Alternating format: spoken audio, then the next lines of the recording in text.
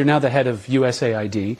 The head of Doge, Elon Musk, called USAID a criminal organization and added that it is time for it to die. Do you agree with that? They have basically evolved into an agency that believes that they're not even a U.S. government agency, that they are a global charity, that they take the taxpayer money and they spend it as a global charity, irrespective of whether it is in the national interest or not in the national interest. One of the most common complaints you will get if you go to embassies around the world from State Department officials and ambassadors and the like is USAID is not only not cooperative, they undermine the work that we're doing in that country. They are supporting programs that upset the host government for whom we're trying to work with on a broader scale and so forth.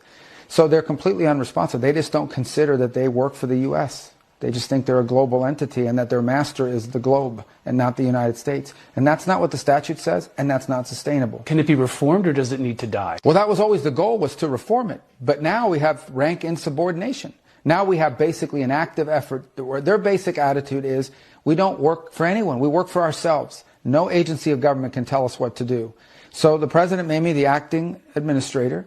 I've delegated that power to someone who's there full time, and we're going to go through the same process at USAID as we're going through now at the State Department. I think there are some, this is not about getting rid of foreign aid. There are things that we do through USAID that we should continue to do that makes sense. And we'll have to decide, is that better through the State Department, or is that better through something, a reformed USAID? That's the process we're working through. There are things that are happening at USAID that we should not be involved in funding, or that we have a lot of questions about.